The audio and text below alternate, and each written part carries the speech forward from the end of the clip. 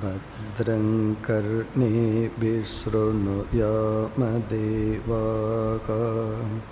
भद्रं पश्येमाक्षभिर्यजत्राः स्थिरैरङ्कैस्तुष्टुवागुंसस्तनूभिः व्यशेमदेवहितं यदायुः स्वस्ति न इन्द्रो वृद्धश्रवाः स्वस्ति नः पूषा विश्ववेदाः स्वस्ति नस्तार्क्ष्यो अरिष्टनेमिः स्वस्ति नो बृहस्पतिर्दधातु। ஓம் சாந்தி சாந்தி சாந்தி.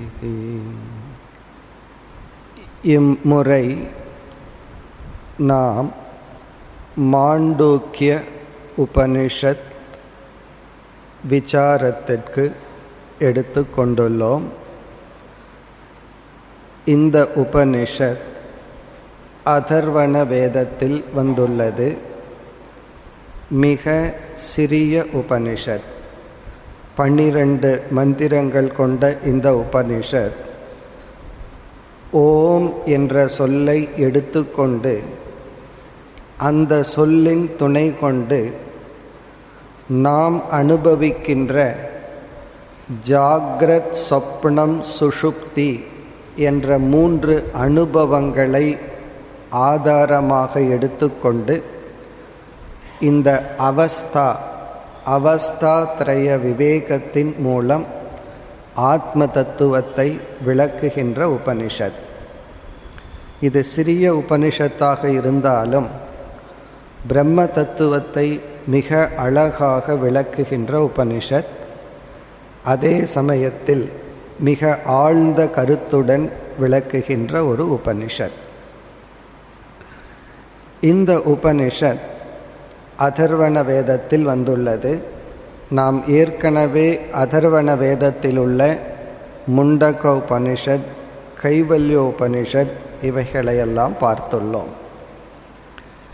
ஒவ்வொரு முறை உபனிஷத்தை பார்க்கும் பொழுது உபனிஷத் என்ற சொல்லிற்கு பொருளை பார்ப்போம். இறுதி பொருள் பிரம்ம வித்யா அல்லது ஆத்ம வித்யா. உபனிஷத் என்ற சொல்லுக்கு அர்த்தம் பிரம்ம வித்யா, பிரம்ம ஞானம் அல்லது ஆத்ம ஞானம். ஆனால் எப்படி இந்த பொருள் வருகிறது என்று பல அர்த்தத்தில் பல கோணத்தில் பார்க்கலாம். இந்த உபனிஷத் என்ற ஒரு சொல்லை உபநிஷத் என்று பிரிக்கின்றோம். உபநிஷத். உப என்ற சொல்லுக்கு பல பொருள்கள் உண்டு. நீ என்ற சொல்லுக்கும் பல அர்த்தங்கள். ஷத் என்ற சொல்லுக்கு 3 அர்த்தங்கள். இந்த 3 சொற்கள் பல அர்த்தங்களினுடைய காம்பினேஷன் விதவிதமாக போட்டு விதவிதமாக நாம் பொருள் பார்த்து கொண்டு வந்துள்ளோம். இறுதி அர்த்தம் பிரம்ம வித்யா. இப்பொழுது ஒரு கோணத்தில் பொருள் பார்ப்போம். உப என்ற சொல்லிற்கு ஆத்மா என்ற ஒரு பொருள் எடுத்துக்கொள்கிறோம். உபன்னா மிக அருகில் என்பது பொருள்.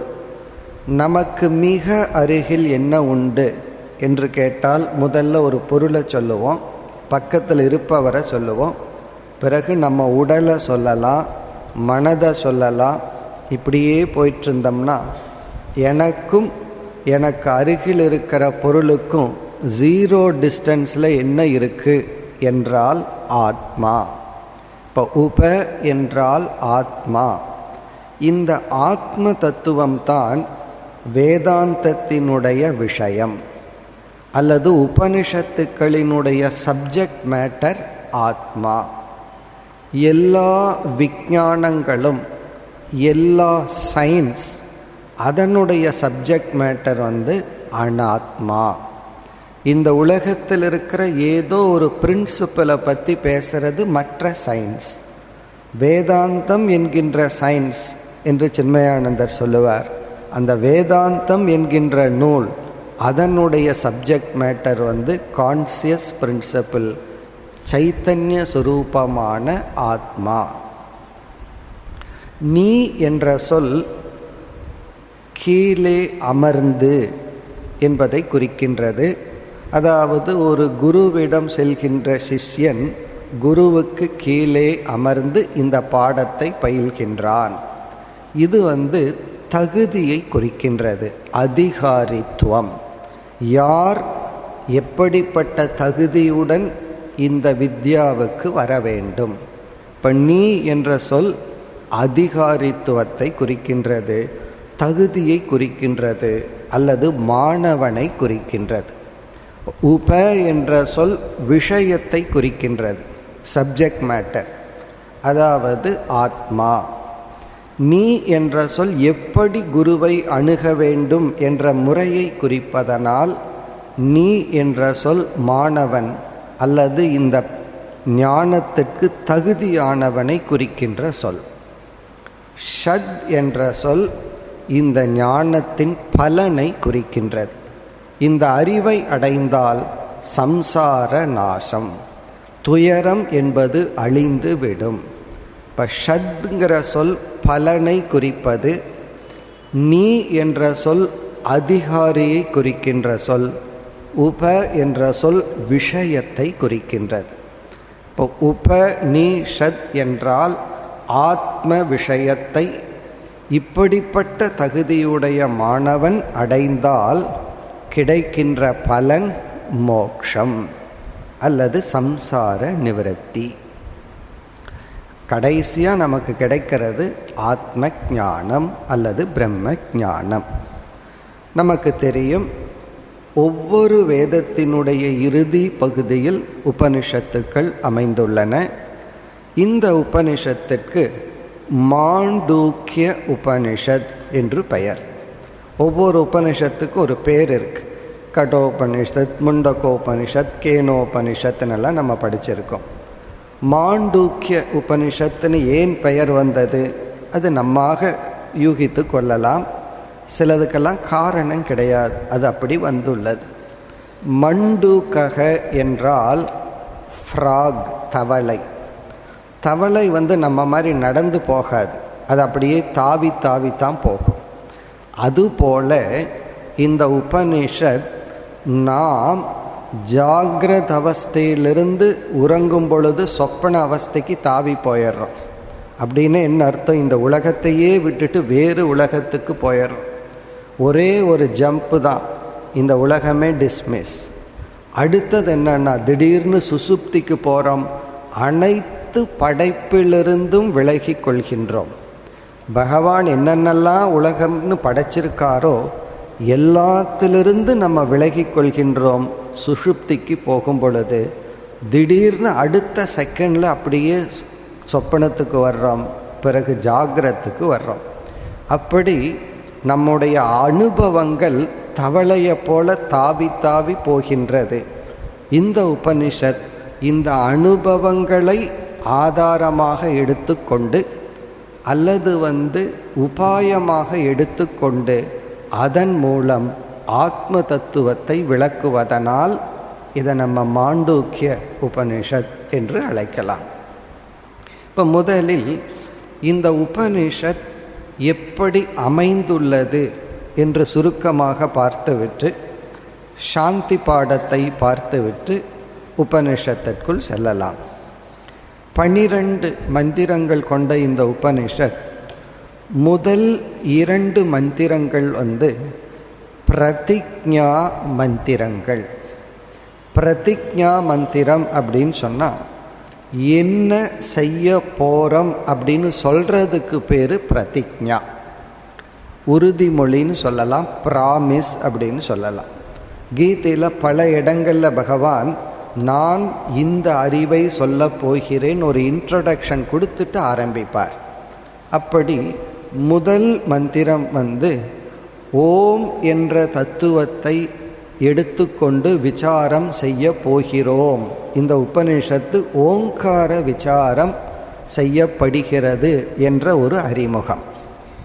ஓங்காரத்தை அறிமுகப்படுத்தி ஓங்கார விசாரம் நடைபெறப் போகிறது. இரண்டாவது மந்திரம் ஆத்ம விசாரம் நடைபெறப் போகிறது அப்படிங்கிற ஒரு பிரதிஜ்ஞா, ஒரு இன்ட்ரோடக்ஷன். இவ்விதம் முதல் 2 மந்திரங்களில் முதல் மந்திரம் ஓங்கார விசாரம் நடைபெறப் போகிறது, ஓங்கார விசாரம் இப்பொழுது எடுத்துக்கொள்ளப்படுகிறது அப்படின்னு ஒரு அறிமுகம். இரண்டாவது மந்திரத்தில் ஆத்ம விசாரம் இப்பொழுது எடுத்துக்கொள்ளப்படுகிறது என்ற ஒரு அறிமுகம். அப்படி இரண்டாவது மந்திரத்தில் அந்த அறிமுகம் செய்யும் பொழுது அயம் ஆத்மா பிரம்ம என்ற ஒரு மகா வாக்கியமே வந்து விடுகிறது. அப்போ இரண்டாவது மந்திரம் மகா வாக்கியத்துடன் ஒரு அறிமுகம் செய்யப்படுகிறது. பிறகு என்ன ஆகின்றது? மூன்றாவது மந்திரத்திலிருந்து 7வது மந்திரம் வரை ஆத்ம விசாரம் நடைபெறுகிறது. அது இரண்டாவது மந்திரத்தில் அறிமுகப்படுத்தப்பட்டிருந்தாலும் முதலில் எடுத்துக்கொள்கின்ற விசாரம் ஆத்ம விசாரம். இங்கே ஆத்ம விசாரம்னா நம்மை பற்றிய விசாரம். ஆத்ம விசாரம்னா நம்மையே நாம் விசாரம் செய்தல். நம்ம கேள்விப்பட்டிருப்போம் ரமண மகரிஷியினுடைய நான் யாருங்கிற விசாரம், அதுதான் ஆத்ம விசாரம். அது மூன்றாவது மந்திரத்திலிருந்து 7வது மந்திரம் வரை. பிறகு 8வது மந்திரத்திலிருந்து 12வது மந்திரம் வரை ஓங்கார விசாரம். ஓம்ங்கிற சொல்லை எடுத்துக்கொண்டு அந்த சொல்லை உடைத்து எப்படி அணுவை பிளக்கிறமோ அதுபோல ஓங்காரத்தை பிளந்து அதற்குள்ள ஒரு விசாரம், அது ஓங்கார விசாரம். அது 8லிருந்து 12 வரை. உண்மையிலேயே 2 விசாரமும் ஒன்று தான், இருப்பினும் ஓங்காரத்தை ஆதாரமாக வச்சுட்டு விசாரம். இங்கே ஆத்ம விசாரத்தில் அது ஒன்றை ஆதாரமாக வைத்து கொண்டு விசாரம். இதுதான் இந்த உபனிஷத். இப்போ முதல் மந்திரம் ஓங்காரத்தை அறிமுகப்படுத்தி ஓங்கார விசாரம் நடைபெற உள்ளது என்ற ஒரு வாக்கியம்.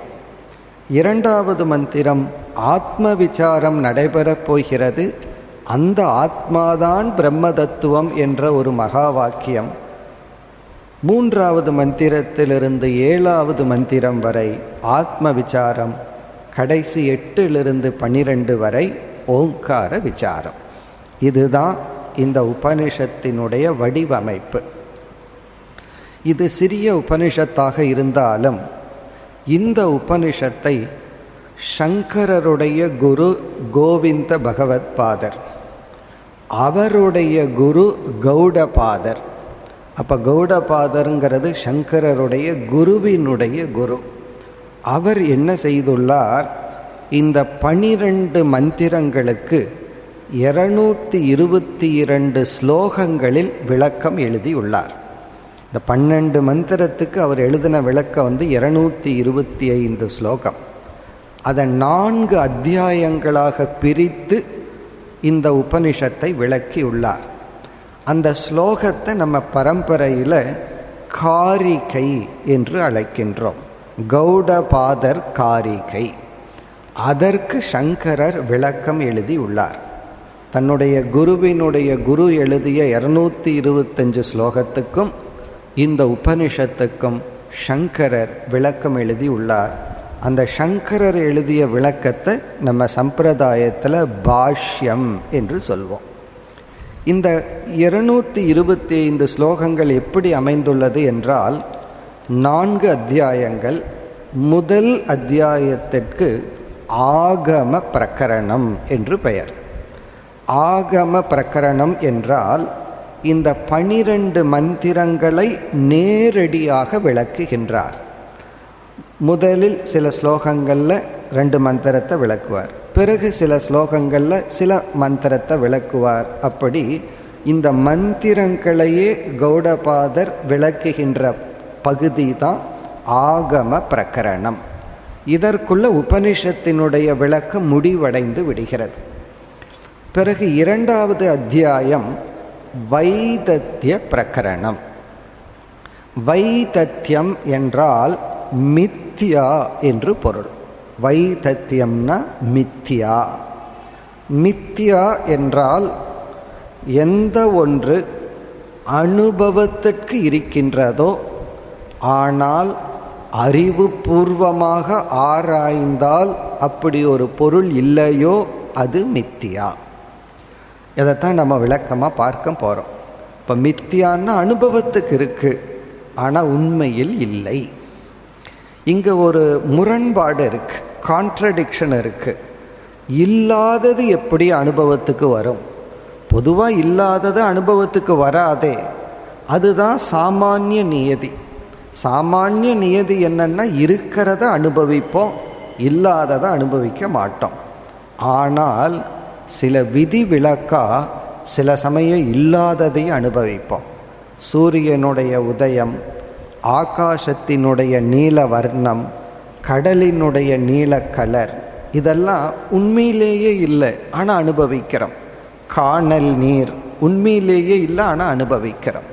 அப்படி எது இல்லையோ அது அசத், எது இருக்கோ அது சத்.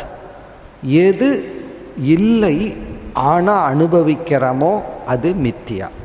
இந்த வேதாந்தத்தில் இந்த 3 கான்செப்ட் புரிஞ்ச வேதாந்தமே முக்கால் பகுதி புரிஞ்ச மாதிரி.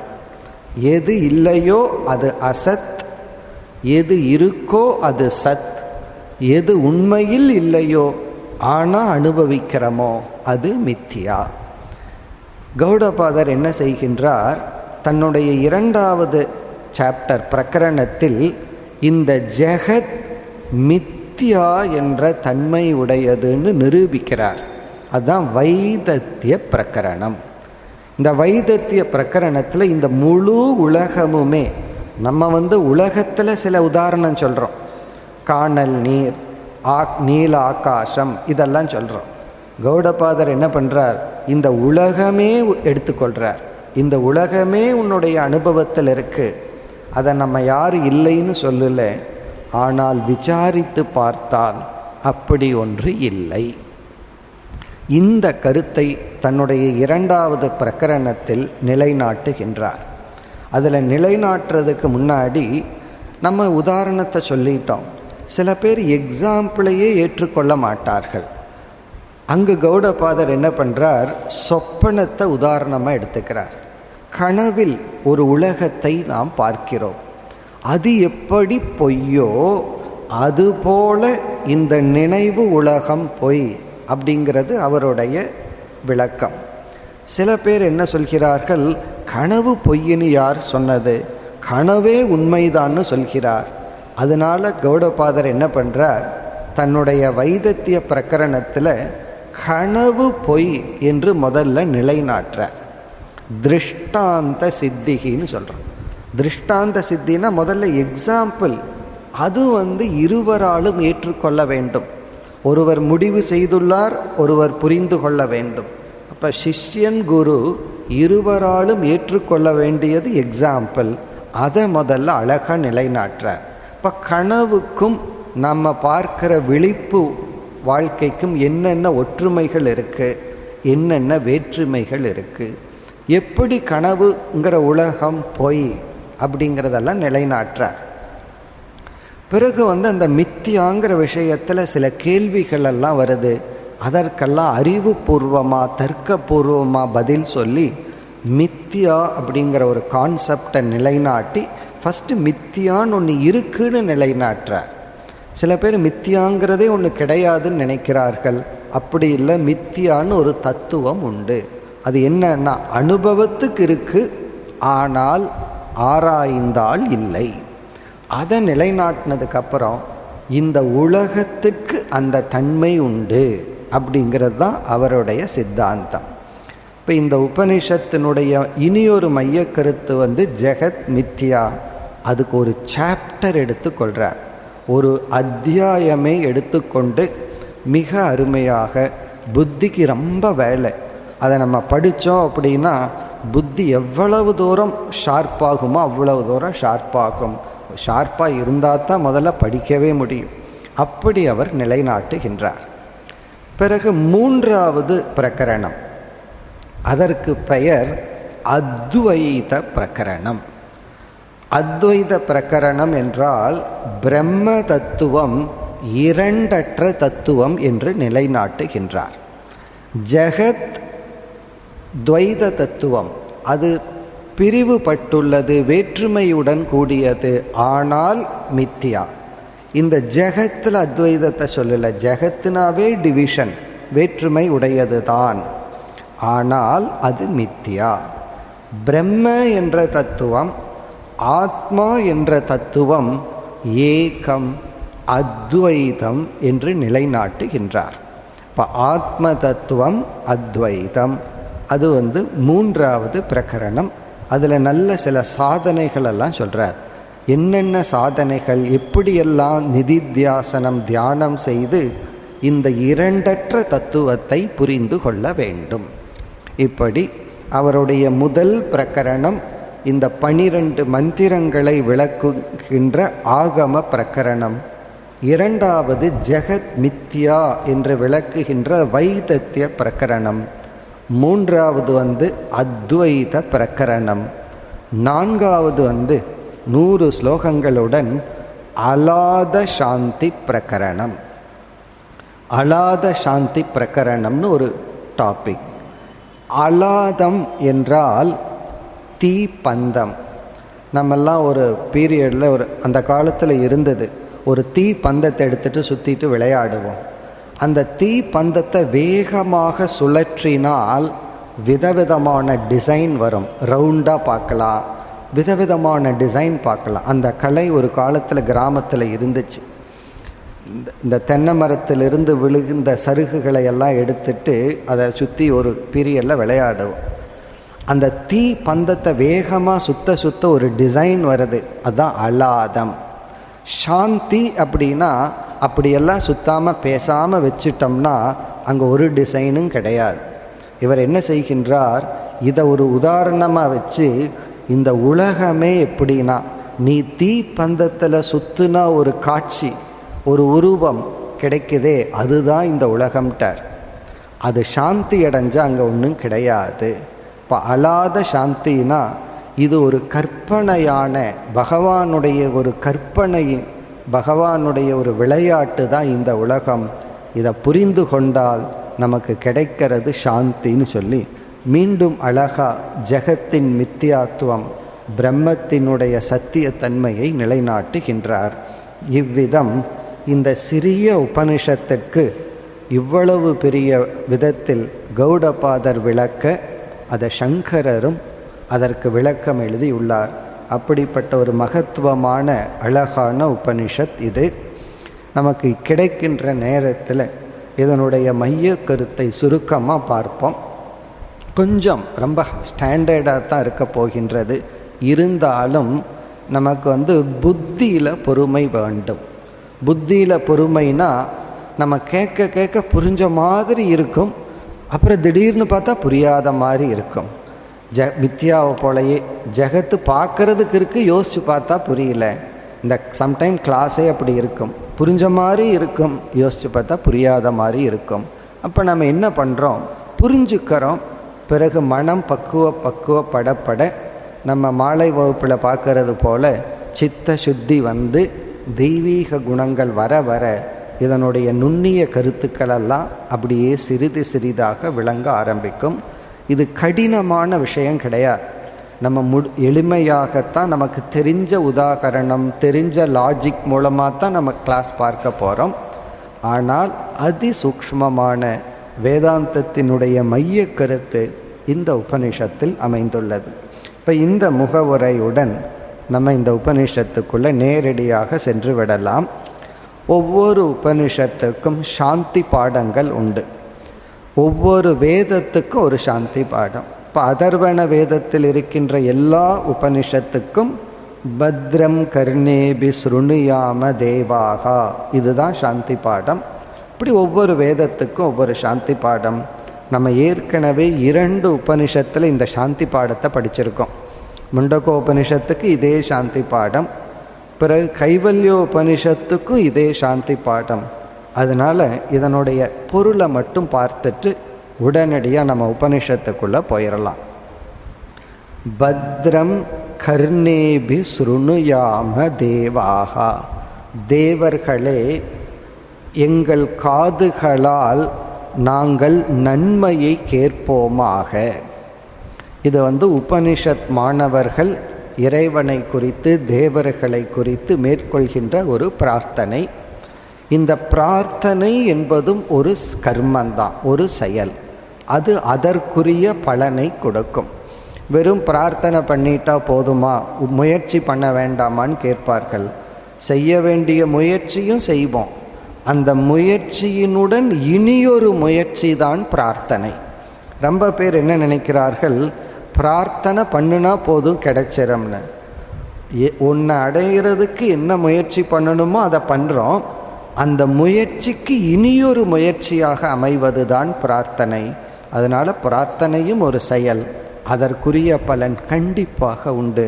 அதை மனதார பிரார்த்தித்தவங்களுக்கு தெரியும் அந்த பிரார்த்தனையினுடைய பலன்.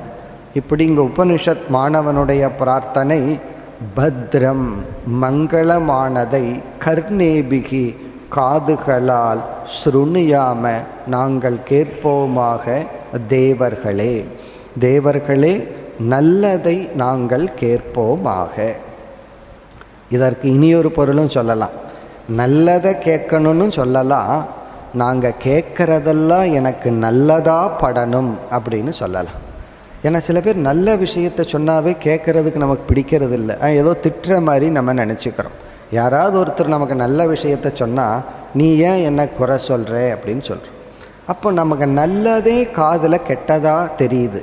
இப்போ இந்த இடத்துல என்ன பிரார்த்தனைனா, நான் என்ன கேட்டாலும் அது எனக்கு ஒரு பாசிட்டிவாக படணும், பத்திரமாக எனக்கு பட வேண்டும். இப்போ நல்லதை கேட்போமாக அல்லது நல்லதாக நாங்கள் அதை பொருள்படுத்துவோமாக அப்படின்னு இது மைண்டுக்கு போயிடுது. நான் கேட்குறதெல்லாம் அது ஒரு சாதனையாக பாசிட்டிவாக நான் பொருள்படுத்துவேன் ஆக. இப்போ யாரோ ஒருத்தர் நம்ம திட்டுறாங்கன்னு வச்சுக்குவோமே, அதை நம்ம அதை அபத்திரம்னு நினைக்கிறான், அது அமங்கலம் அப்படின்னு நினைக்கலாம். அல்லது அப்படி நம்மை திட்டுவதன் மூலம் என்னை பக்குவப்படுத்துகின்றார் அப்படின்னு நினைக்கலாம். அப்படி நல்லதை கேட்போமாக, நல்லதாகவே எங்கள் காதில் விழட்டும். பிறகு பத்ரம் பஷ்யேம அக்ஷிபிகி யஜத்ராகா. யஜத்ராகனா ஒரு விதமான தேவதைகளுக்கு பெயர். தேவர்களே கண்களால் நல்லதை பார்ப்போமாக. அக்ஷிபிகினா கண்களால், பத்ரம் பஷ்யேம நல்லதை பார்ப்போமாக. அல்லது பார்க்கிறதெல்லாம் எங்களுக்கு நல்லதாக தெரியட்டும். அதுவும் உண்மைதான். ஒரு பொருளை பார்க்கிறோம், அந்த பொருளை நம்ம விகாரமாகவும் பார்க்கலாம், அல்லது ஈஸ்வரனாகவும் பார்க்கலாம். இந்த பொருளில் மாற்றம் கிடையாது, பார்க்கிற கண்ணில் தான் நமக்கு மாற்றம். எந்த பொருளும் போகத்திற்குரிய பொருள் அல்ல, எல்லாமே ஈஸ்வரனுடைய சொரூபம். அப்போ நல்லதை பார்ப்போமாக, அல்லது பார்க்கிறதெல்லாம் எங்களுக்கு நல்லதாக தெரியட்டும். ஸ்திரைஹி அங்கைஹி, உறுதியான உறுப்புகளுடன். மாணவன் சொல்கிறான், எங்களுக்கு ஆரோக்கியம் தேவை. பெரிய லட்சியம் நம்ம முன்னாடி இருந்தால் தான் உடம்பினுடைய ஹெல்த்தினுடைய வேல்யூவே தெரியும். நம்முடைய லட்சியங்கள் ரொம்ப சின்னதாக இருந்தால் உடம்பினுடைய ஆரோக்கியத்தினுடைய மதிப்பு நமக்கு தெரியாது. லட்சியம் ரொம்ப பெருசாக இருந்தால் நமக்கு ஆரோக்கியத்தினுடைய வேல்யூ தெரியும். அதனால தான் நம்ம பார்க்கலாம், இந்த ஆன்மீகத்துக்குள்ளே வந்த ஆரம்பத்தில் வர்றவர் பலர் உடல் ஆரோக்கியத்துக்கே கொஞ்சம் வருஷம் முயற்சி செய்கிறத பார்க்குறோம். காரணம் என்ன? முதல்ல உடம்பினுடைய ஹெல்த்தினுடைய வேல்யூ அப்போ தான் தெரியும், அதனுடைய மதிப்பு அப்போ தெரியும். அப்படி ஸ்திரைஹி அங்கைஹி, உறுதியான உறுப்புகளுடன், அதாவது உடல் ஆரோக்கியத்துடன், துஷ்டு வாம்சக தனூபிகி, வேத மந்திரங்களால், நல்ல ஸ்லோகங்களால் மந்திரங்களால் தேவர்களாகிய உங்களை புகழ்ந்து கொண்டும் புரிந்து கொண்டும். துஷ்டு வாம்சகனா உங்களை அர்ச்சித்து கொண்டும் வணங்கி கொண்டும், எது ஆயுகு தேவஹிதம் வெஷேம, எங்களுக்கு எவ்வளவு ஆயுள் இறைவனால் கொடுக்கப்பட்டுள்ளதோ அவ்வளவு ஆயுள் பூர்ணமாக நாங்கள் உயிர் வாழ்வோமாக. அப்படின்னா எங்களுக்கு அபமிருத்யுன்னு ஒன்று வந்து விடக்கூடாது. அபமிருத்யு என்றால் நமக்கு பிராரப்த கர்மத்தில் எவ்வளவு ஆயுள் அலாட் பண்ணியிருக்கோ அது சம்டைம் மாறுவதற்கு வாய்ப்பு இருக்காம். ஆக்சிடெண்ட் அல்லது ஏதாவது ஒரு நோய், இந்த மாதிரி காரணத்தினால நமக்கு கிடைச்ச ஆயுள் இன்பிட்வீன் கிடைக்காம போகிறதுக்கும் வாய்ப்பு இருக்குது. அப்படியெல்லாம் வேண்டாம், எங்களுக்கு பூர்ண ஆயுள் தேவை. எக்ஸ்ட்ராவெல்லாம் உங்களிடம் கேட்கல, எவ்வளவு ஆயுள் எங்களுக்கு அலாட் பண்ணியிருக்கோ அதை மட்டும் கொடுத்தா போதும். அது எப்படி கொடுக்கணும்னா ஆரோக்கியமான உடலுடன் எங்களுக்கு அது தேவை. இப்போ ஆரோக்கியமான உடலுடன் எங்களுக்கு கொடுக்கப்பட்டுள்ள முழு ஆயுளை நாங்கள் அனுபவிப்போமாக. ஸ்வஸ்தின இந்திரோ விருத்தஸ்ரவாகா. இனி ஒவ்வொரு தேவதையை அழைத்து ஸ்வஸ்தி நன்மை, இந்திரா எங்களுக்கு நன்மையை கொடுங்கள், எங்களுக்கு இன்பம் வேண்டாம், பதவி வேண்டாம், பணம் வேண்டாம், புகழ் வேண்டாம், நன்மையை எங்களுக்கு கொடுங்கள். விருத்தஸ்ரவாகான புகழ் பெற்ற இந்திரா, நீ எனக்கு நன்மையை கொடு. ஸ்வஸ்தின பூஷா விஸ்வவேதாகா, அனைத்தையும் அறிகின்ற சூரிய தேவனே. விஸ்வவேதாகனா அனைத்தையும் பிரகாசிக்கின்ற சூரிய தேவா, எங்களுக்கு நீ மங்களத்தை கொடு. அப்படின்னா எனக்கும் அறிவை கொடு, பிரகாசமான புத்தியை கொடு. ஸ்வஸ்தினஸ்தார்க்ஷு அரிஷ்டநேமிகி. தார்க்ஷகன கருடதேவன், அரிஷ்டநேமிகினா தடையின்றி செல்கின்ற கருடதேவா, நீ எங்களுக்கு மங்களத்தை கொடு. அப்படின்னா நீ தடையின்றி செல்வது போல் நானும் என்னுடைய சாதனையில் தடையின்றி செல்ல வேண்டும். சில பேர் நல்ல நோக்கத்துடன் ஒரு சாதனையை ஆரம்பிப்பார்கள். ஏதாவது தடை அவர்களால் பின்பற்ற முடியாமல் போகலாம். அப்படி நான் ஒரு சாதனையை ஆரம்பித்தால் நீ எப்படி தங்கு தடையின்றி செல்கின்றாயோ அதுபோல் என்னுடைய வாழ்க்கை செல்ல வேண்டும். ஸ்வஸ்தினோ ப்ருஹஸ்பதிர் ததாது. புத்திக்கு அதிபதியாக இருக்கின்ற ப்ருஹஸ்பதி, நீ எங்களுக்கு மங்களத்தை நன்மையை அருளட்டும்.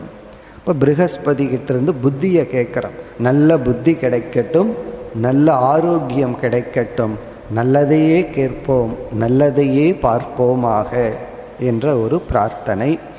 நம்ம கர்மகாண்டத்திலிருந்து ஞான காண்டத்துக்கு ஷிஃப்ட் ஆனோம்னா, அல்லது வெறும் இறைவனை வழிபடுறதிலிருந்து ஆன்மீகத்துக்குள்ளே நம்ம ஷிஃப்ட் ஆகணும் அப்படின்னா, நம்ம பிரார்த்தனை பண்ணுறதுக்கு பெஸ்ட் என்னன்னா உபனிஷத் பிரேயர்ஸ். உபனிஷத்தில் உள்ள பிரார்த்தனைகள் தான் மிக அழகான பிரார்த்தனைகள். ஒவ்வொன்றும் நமக்கு லட்சியத்தை ஞாபகப்படுத்தும். இது போன்ற பிரார்த்தனைகளை நம்ம மனசுக்குள்ளே சொல்லும் பொழுது இது வெறும் பிரார்த்தனையாக மட்டும் அமைவதில்லை. இந்த பிரார்த்தனைகள் நம்ம எறியாமல் நம்முடைய இலக்கை நமக்கு ஞாபகப்படுத்தி கொண்டே இருக்கும். ஒரு ரிமைண்டர் போல. எப்படி உடை, ருத்ராட்சம் இதெல்லாம் நமக்கு லட்சியத்தை ஞாபகப்படுத்துறது போல இந்த பிரார்த்தனைகளும் நம்முடைய இலக்கை, பாதையை ஞாபகப்படுத்துவது போல் அமைகின்றது. இனி நம்ம உபனிஷத்திற்குள் நேரடியாக நுழைவோம். ஏன்னா நமக்கு 12 மந்திரங்கள் தான் இருக்குது. அட்லீஸ்ட் இந்த உபனிஷத்தில் எல்லா மந்திரத்தையும் நம்ம பார்த்து ஒவ்வொரு சொல்லுக்கும் பொருள் பார்க்க முடியும். சிறிய மந்திரங்கள் தான். இப்போ முதல் மந்திரத்திற்கு நாம் போகின்றோம். இந்த முதல் மந்திரத்தின் சாராம்சம் ஓங்கார விசாரம் செய்யப்பட உள்ளது என்கின்ற ஒரு அறிமுகம். இப்போ முதல் மந்திரத்தை பார்த்தால், ஓமித்யேததக்ஷரம் இதகம் சர்வம் தஸ்ய உபவ்யாக்கியானம் பூதம் பவத் பவிஷ்யதிதி சர்வம் ஓங்கார ஏவ. யச்சான்யத் த்ரிகாலாதீதம் ததபி ஓங்காரக ஏவ. இதுதான் முதல் மந்திரம். இப்போ முதல் வாக்கியமே ஓமித்யேதத் இதகம் சர்வம். ஓம் இதி ஏதத், ஓம் என்ற இந்த சொல், இதம் சர்வம் இவை அனைத்தும். இப்போ இந்த வாக்கியம் என்ன செய்கிறதுனா, ஓம் என்ற சொல்லை இந்த உலகத்துடன் சமப்படுத்துகிறது. இது ஒரு ஈக்குவேஷன். ஈக்குவேஷன்னா இதுவும் இதுவும் சமம் அப்படின்னு சொல்றது. ஓம் இதி ஏதத், ஓம் என்ற சொல்லானது இந்த உலகம். இப்போ முதல் வாக்கியம் என்னன்னா, ஓம் ஈக்குவல் டு ஜெகத், ஓம் என்பது இந்த உலகம். பிறகு ஓமித்யேதத் இதகம் சர்வம் தஸ்ய உபவியாக்கியானம், அந்த ஓங்காரத்தினுடைய விசாரமானது இப்பொழுது துவங்குகின்றது. இப்போ ஓம்ங்கிற ஒரு சொல் இந்த உலகத்தோடு சமப்படுத்தப்பட்டு அடுத்த பகுதியில் இந்த ஓங்கார விசாரம் இப்பொழுது துவங்குகிறது. பூதம் பவத் பவிஷ்யத் இதி, அதாவது இவை அனைத்தும்னு சொன்னால் இப்போ இருக்கிறது மட்டும் ஓங்காரம் அல்லவா? இந்த உலகத்தில் இதற்கு முன்னாடி இருந்தது ஓங்காரம்தான். இப்போ இந்த க்ஷணத்தில் இருக்கிற ஜெகத்து ஓங்காரம்தான். இனிமேல் என்னென்னலாம் ஜெகத்து மாற்றத்தை அடைஞ்சு எப்படியெல்லாம் இருக்கோ அதுவும் ஓங்காரம்தான். நம்ம சொல்கிறோமல்ல, அப்படி இருந்துச்சு இப்படி இருக்கு, இனி எப்படி இருக்குமோ அப்படின்னு சொல்கிறோம். எல்லா விஷயத்துலேயும் அப்படி சொல்லுவோம். அந்த காலத்தில் நீ அப்படி இருந்த, இப்போ இப்படி இருக்கு, இனிமேல் எப்படி இருக்கிறையோ. நாடு ஒரு காலத்தில் அப்படி இருந்தது, இப்போ இப்படி இருக்கு, இனி என்ன ஆக போகுதோ, இப்படி எல்லாம் சொல்கிறோமல்ல.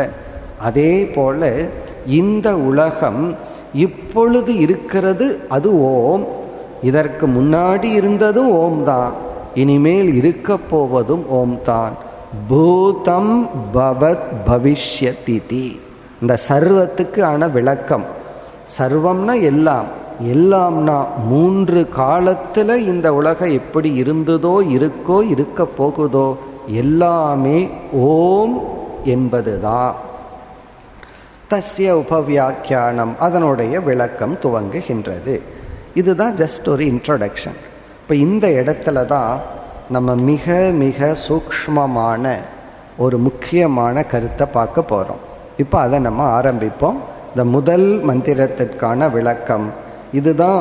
இனிமேல் பார்க்க போகின்ற இந்த மாண்டூக்கிய உபனிஷத்தினுடைய அஸ்திவாரம்னே சொல்லலாம்.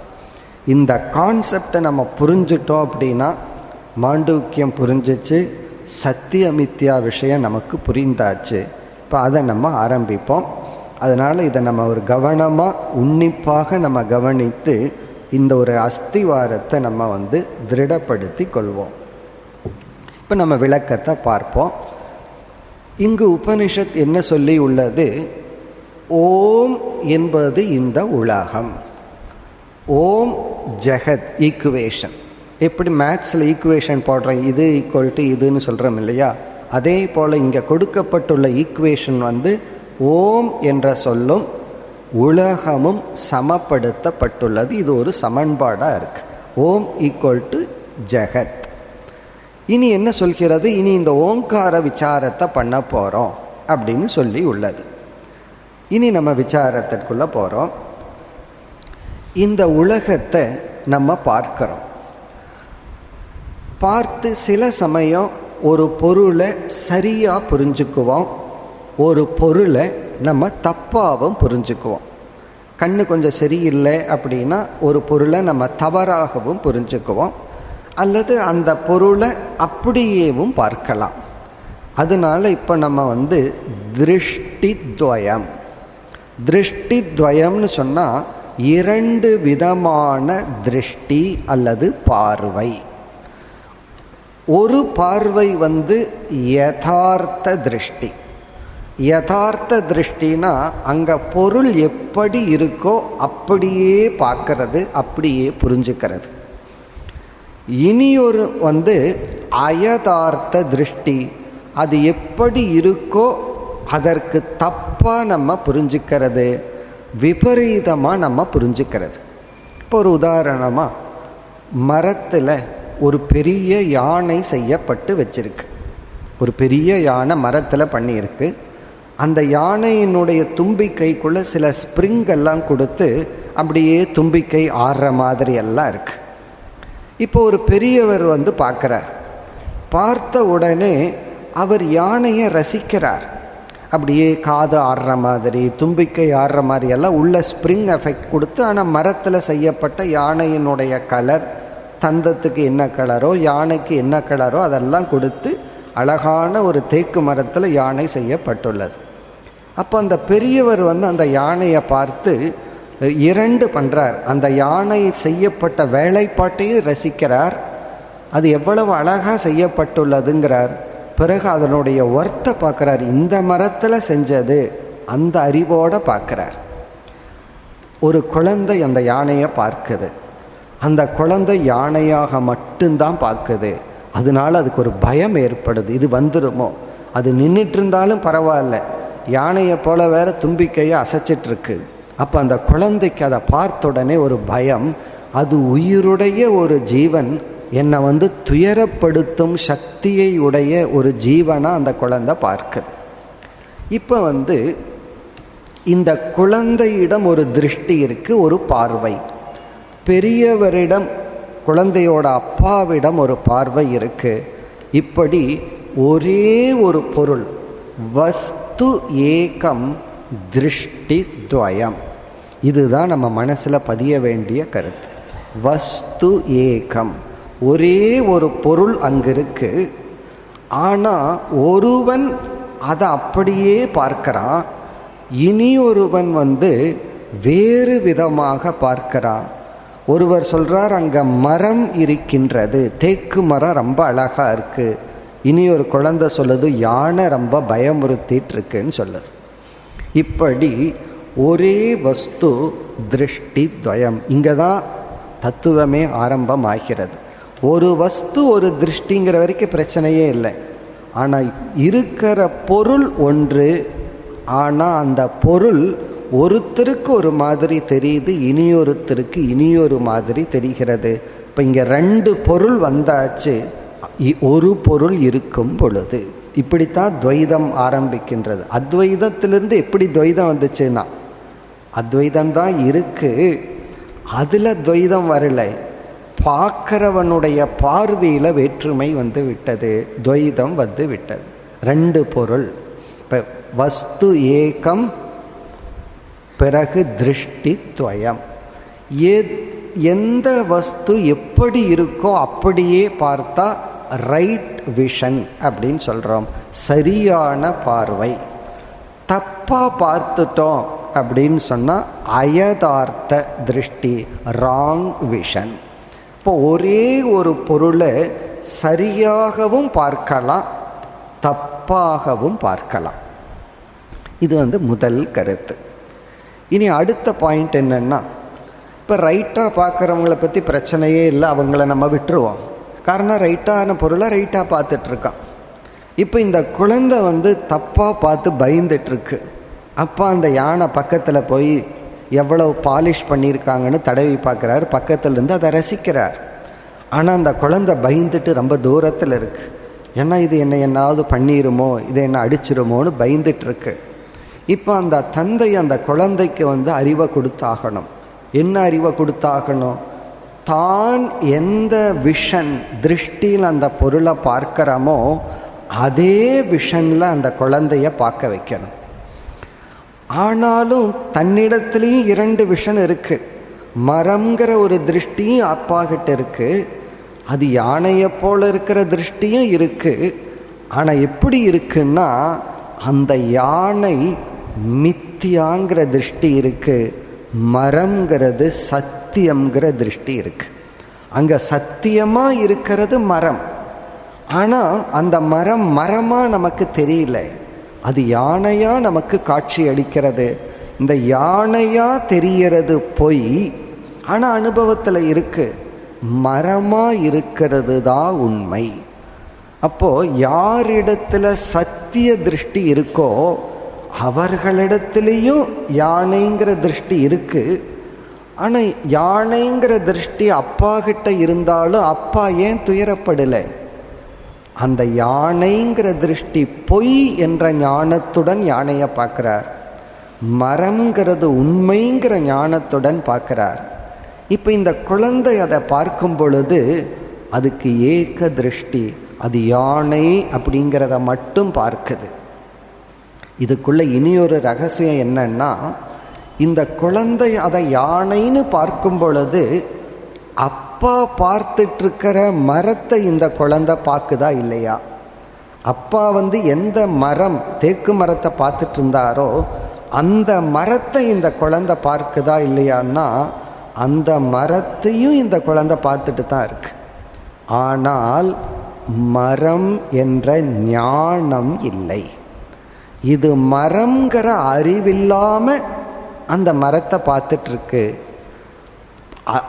இந்த அறிவின்மையினுடைய விளைவு இது மரம்ங்கிற ஞானம் மறைக்கப்பட்டதனால் இந்த குழந்தைக்கு யானை அப்படிங்கிற ஒரே ஒரு திருஷ்டி இருக்கு. அதனுடைய விளைவாக பயம் என்ற ஒரு அனுபவம் இருக்கு. இப்போ இதை நம்ம புரிஞ்சிட்டோம் அப்படின்னா, இது நம்ம திருமூலர் சொன்ன அதே கருத்து தான். இதை நம்ம புரிந்து கொண்டால் இப்போ அந்த குழந்தைக்கு என்ன இருக்கு, என்ன வேண்டும், அது பிரம்மத்தை பார்க்கணும். பிரம்மம்னா இந்த இடத்துல சத்தியம், மரம். அதை மரத்தை பார்க்கணுங்கிற அவசியம் இல்லை. ஏன்னா மரத்தை தான் பார்த்துட்ருக்கு, நான் பார்த்துட்ருக்கிறது மரம்தான் அப்படின்னு புரிஞ்சிட்டா போதும். அதே போல இந்த உலகம் இருக்கே, விதவிதமான பஞ்சபூதத்திலான விதவிதமான வேற்றுமையுடைய துவைத பிரபஞ்சம் இருக்கே, இந்த துவைத பிரபஞ்சம் ஈக்குவல் டு அழகான யானை. இந்த துவைத பிரபஞ்சம் ஜெகத்துங்கிறது இந்த ஒரு யானையை போல. இந்த ஜெகத்தை பார்க்கும் பொழுது ஞானிகள் பிரம்மத்தை பார்க்கின்றார்கள்.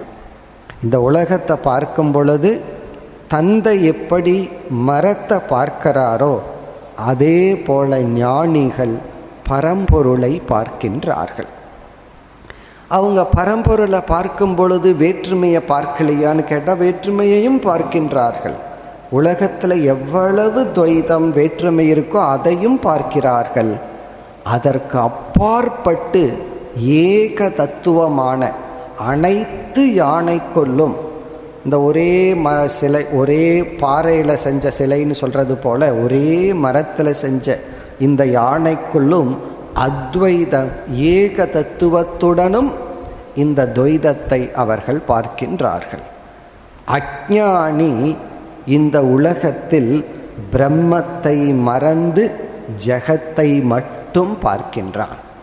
இப்ப ஞானி ஒரே உலகத்திலிருந்து பிரம்மத்தையும் ஜெகத்தையும் பார்க்கின்றான். அஞ்ஞானி சம்சாரி ஜெகத்தை மட்டும் பார்க்கின்றான். இந்த உலகத்தை மட்டும்தான் பார்க்கிறான். அப்படி பார்க்கும் பொழுது பிரம்மத்தை தேடுகின்றான், அல்லது பிரம்மத்தை அவன் பார்க்கவில்லை. அஞ்ஞானி இந்த உலகத்தை பார்த்து பிரம்மத்தை மிஸ் பண்ணும்போது அவன் பிரம்மத்தை பார்த்துட்டு இருக்கானா இல்லையான்னா அவனும் பிரம்மத்தை தான் பார்க்கிறான். எப்படி குழந்தை யானையை பார்க்கும் பொழுது மரத்தை பார்க்கலையான்னு கேட்டால் என்ன சொல்கிறோம் நம்ம, மரம் இல்லாமல் யானை ஏது? அப்போ மரத்தை தான் பார்க்கிறான். மரம்ங்கிற புத்தி அவனுக்குள் தோன்றவில்லை, யானை மட்டும் அவனுடைய புத்தியில் இருக்கு. அதே போல சேம் ஜெகத், ஒரே ஒரு உலகம். இந்த உலகத்தை ஞானி அந்த வேற்றுமையையும் பார்க்கின்றான், அதற்குள் மறைஞ்சிருக்கிற பிரம்ம தத்துவத்தையும் பார்க்கின்றான். இந்த வேற்றுமை மித்யா என்று புரிந்து கொண்டதனால் இந்த உலகம் அவனுக்கு சம்சாரத்தை கொடுப்பதில்லை. இந்த உலகத்தினால அவன் பாதிக்கப்படுவதில்லை. உலக அனுபவங்களினால் அவன் எந்த விதத்திலும் பயப்படுவதில்லை. இந்த அஞ்ஞானி இருக்கானே, அவனும் பிரம்மத்தை தான் பார்க்கிறான். உலகத்தை பார்த்துட்டு பிரம்மத்தை புரியாத காரணத்தினால் இந்த உலகம் அவனுக்கு சம்சாரமாக தெரிகின்றது. இதுதான் சாராம்சம். இப்போ இந்த உபனிஷத்து எப்படி டெவலப் பண்ணதுன்னு பார்ப்போம். இங்கு இந்த உதாரணத்தை வச்சுட்டே நம்ம போவோம். தந்தை இந்த குழந்தைக்கு இது மரம் அப்படின்னு அவருக்கு புரிய வைக்கணும். அப்படி புரிய வைக்கும்போது இந்த குழந்தைக்கு இப்போ என்ன விஷன் இருக்கு?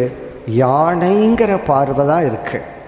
உடனே இவர் என்ன செஞ்சாகணும்னா, அந்த யானைங்கிற புத்தி தானே குழந்தை மனசுல இருக்கு, அந்த யானையத்தான் இவர் ஃபஸ்ட்டு எடுத்துக்கணும். இப்போ அந்த யானை இருக்கே, அதனுடைய காலு கை தும்பிக்கை எல்லாம் இருக்கேன்னு தான் இவர் ஆரம்பிக்கணும். அப்படி இந்த யானையை எடுத்துட்டு யானையை விசாரம் பண்ணித்தான் அதற்கு மூல காரணமான மரத்தை அந்த குழந்தைக்கு புரிய வைக்க முடியும். அப்போ இந்த குழந்தைக்கு டீச்சிங் எடுத்த உடனே மரம்னு சொல்லிடக்கூடாது. மரம்னு அந்த குழந்தைக்கு எங்கே மரம் என்னன்னு ஒன்றுமே புரியாது. அந்த குழந்தையினுடைய விஷனில் இருக்கிறது யானை தான். அப்போ இந்த யானை இருக்கே, இந்த தும்பிக்கை இருக்கேன்னு இப்படி கொஞ்சம் கொஞ்சமாக ஸ்டார்ட் பண்ணி, இது மரத்தால் செய்யப்பட்டது, இதனுடைய மூல காரணம், இப்படியெல்லாம் சொல்லித்தான் யானையை விசாரம் பண்ணி பிறகு அந்த குழந்தைக்கு அதனுடைய சாரம் அதிஷ்டானமான பிரம்மத்தை அல்லது மரத்தை புரிய வைக்க முடியும். அதே போல ஒரு ஜீவன் இந்த உலகத்தை பார்த்துட்டு, இந்த உலகத்தில் இருக்கிறதெல்லாம் பிரம்மத்தினுடைய வெளிப்பாடு, எதெல்லாம் இருக்குன்னு சொல்கிறானோ அந்த சத்தே பிரம்மன், உணர்வாக எதை ஃபீல் பண்ணுறானோ அந்த சித்தே பிரம்மன். இந்த உலகத்தை எடுத்துக்கொண்டு இந்த உலகத்தை விசாரிப்பதன் மூலம், ஜெகத் விசாரத்தின் மூலம் ஜெகத்தினுடைய ஆதாரமான பிரம்மத்தை அடைய முடியும். எப்படி யானையை விசாரிப்பதன் மூலம் யானையினுடைய ஆதாரமான மரத்தை பற்றிய ஞானத்தை கொடுக்க முடியுமோ, அதே போல இந்த ஜெகத் விசாரத்தை மேற்கொண்டால் நாம் ஜெகத்திற்கு ஆதாரமாக இருக்கின்ற பிரம்மத்தை அல்லது ஆத்மாவை அடைய முடியும். இப்போ இந்த பாயிண்ட் நமக்கு புரிந்து விட்டால், இப்போ நம்ம என்ன பண்ணணும்? ஜெகத் விசாரத்தை நாம் மேற்கொள்ள வேண்டும். ஜெகத்துன்னு நம்ம பார்த்துட்ருக்கிற அனுபவிக்கிற இந்த உலகம். இப்போ ஜெகத் விசாரத்தை நம்ம செஞ்சோம்னா ஜெகத் விசாரத்திலிருந்து அதற்கு ஆதாரமான பிரம்மத்தை அடைய முடியும். இப்போ நம்ம லட்சியம் என்ன? பிரம்மத்தை அடையணும். எதன் வழியாக? இப்போ எதை பார்த்துட்ருக்கோம்? ஜெகத்தை ஜெகத்துன்னு பார்த்துட்ருக்கோம். ஜெகத்துனா இந்த உலகம், நமக்கு வர்ற அனைத்து அனுபவங்கள். இப்போ இந்த உலகத்தை விசாரிச்சா தான் இதனுடைய ஆதாரமான பிரம்மத்தை நாம் பார்க்க முடியும். இந்த மரம் இருக்கே, அது யானை இல்லாமல் இருந்துடலாம். ஏன்னா அந்த மரம் யானையாகிறதுக்கு முன்னாடி மரமாக இருந்திருக்கு. ஆனால் அந்த யானை இருக்கே, அது மரம் இல்லாமல் இருக்க முடியாது. அப்படி பிரம்மன் ஜெகத் இல்லாமல் இருக்கலாம், ஆனால் ஜெகத் பிரம்மன் இல்லாமல் இருக்க முடியாது. இந்த யானை மரத்தை சார்ந்துள்ளது, மரம் யானையை சார்ந்தில்லை. பிரம்மன் ஜெகத்தை சார்ந்தில்லை, ஜெகத் பிரம்மத்தை சார்ந்துள்ளது. அப்போ நம்ம என்ன பண்ணணும்னா, எப்படியும் ஜெகத்துன்னு ஒன்று இருந்தால் அது பிரம்மத்தை சார்ந்து தான் இருக்குது.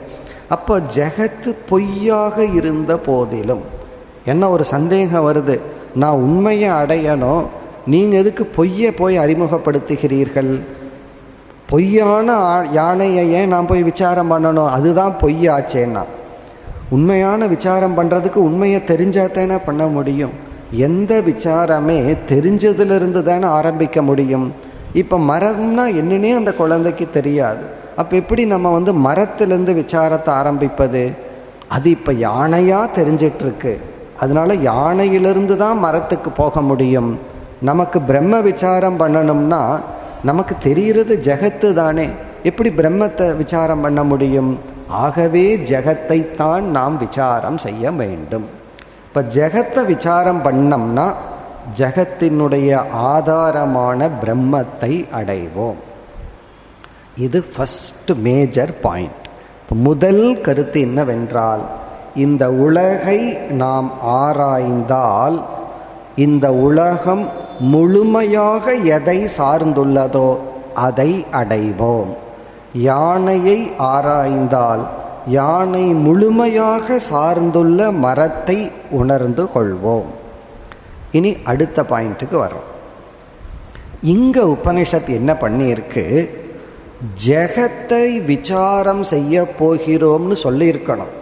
ஏன்னா நம்ம பார்த்த முதல் பாயிண்ட் படி ஜெகத்தை விசாரம் பண்ணாதானே பிரம்மத்தை அடைய முடியும். ஏன்னா ஜெகத்து தானே நமக்கு தெரிஞ்சிட்டு இருக்கு, அதன் மூலியமாகத்தான் பிரம்மத்துக்கு போகணும். அதனால தான் பிரம்ம எவ்வளவு இம்பார்ட்டண்ட்டோ அவ்வளவு முக்கியம் மித்தியாவான ஜெகத்தும் அவ்வளவு முக்கியம். ஏன்னா அது மூலியமாக தான் சத்தியத்துக்குள்ளே போக முடியும். அப்போ இங்கே உபனிஷத் என்ன சொல்லி இருக்க வேண்டும், இப்பொழுது ஜெகத் விசாரம் ஆரம்பம் ஆகிறதுன்னு சொல்லி இருக்கணும். எதற்கு? பிரம்மத்தை அடைய. ஆனால் இங்கே உபனிஷத் என்ன பண்ணியிருக்கு, ஓங்கார விசாரம் ஆரம்பம் ஆகிறது. ஓங்கார விசாரம் பண்ண போறேன்னு உபனிஷத் சொல்லிடுது. பிறகு என்ன சொல்லுது, அந்த ஓங்காரம்தான் உலகம். இப்போ என்ன பண்ணுது, உலகத்தை விசாரம் பண்ணுறதுக்கு பொதுவாக ஓங்காரத்தை விசாரம் பண்ணுது. காரணம் என்னன்னா, ஓங்காரமும் உலகமும் சமப்படுத்தப்பட்டு விட்டது. இங்கே உபனிஷத்து என்ன பண்ணிடுச்சுன்னா, ஜெகத்தை விசாரிக்கிறதும் ஒன்று தான், ஓங்காரத்தை விசாரிக்கிறது ஒன்று தான். உண்மையிலேயே இந்த உலகத்தை விசாரித்து தான் பிரம்மத்துக்கிட்ட போகணும். நீ உலகத்தை விசாரித்தாலும் ஒன்று தான், ஓங்காரத்தை விசாரித்தாலும் ஒன்று தான். காரணம், ஓங்காரமும் உலகமும் ஒன்று என்று ஐக்கியப்படுத்தி விட்டது. இனி நம்ம அடுத்த ஒர்க் என்னன்னா, எப்படி ஓங்காரமும் ஜெகத்தும் ஒன்று, அதை நம்ம இனி அடுத்ததாக பார்க்க போகிறோம். இப்போ நம்முடைய அடுத்த கருத்து ஓம் என்ற சொல்லும் ஜெகத்தும் எப்படி ஒன்று.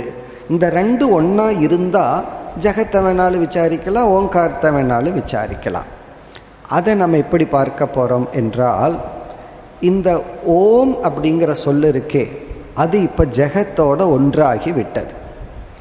இந்த ஜெகத்தை நம்ம பல கோணங்களில் பிரிக்கலாம். இந்த உலகத்தை நம்ம அனுபவிச்சுட்ருக்கிற உலகத்தை பஞ்சபூதம்னு பிரிக்கலாம். பிறகு 24 தத்துவம்னு பிரிக்கலாம், 64 தத்துவம்னு பிரிக்கலாம், எப்படி வேணாலும் பிரிக்கலாம். ஒரு கோணத்தில் இந்த உலகத்தை நம்ம இரண்டாக பிரிக்கிறோம். அதுதான் இந்த உபனிஷத்தினுடைய ஸ்பெஷாலிட்டி. சில ஹாஸ்பிட்டலில் ஸ்பெஷாலிட்டின்னு போடுவோமே, அதே போல் இந்த உபனிஷத்தினுடைய ஸ்பெஷாலிட்டி என்னென்னா, இந்த உலகத்தை எப்படி உபனிஷத் பிரிக்கிறதுனா, உலகத்துக்கு இனி ஒரு சொல் பிரபஞ்சம். இந்த உலகம் பத பிரபஞ்சம், பதார்த்த பிரபஞ்சம்னு பிரிக்கப்படுகிறது. இந்த உலகம் பத பிரபஞ்சம், பதார்த்த பிரபஞ்சம்னு இந்த உலகத்தை பிரிக்கிறோம். பதம் அப்படின்னா சொற்கள், பதார்த்தம் அப்படின்னா பொருள்கள். இந்த உலகத்தில் எத்தனை பொருள்கள் இருக்கோ அத்தனை சொற்கள். இங்கே நம்ம எத்தனை பேர் இருக்கிறோமோ அத்தனை பேர், உருவம் இருக்கோ அத்தனை பெயர் இருக்கு.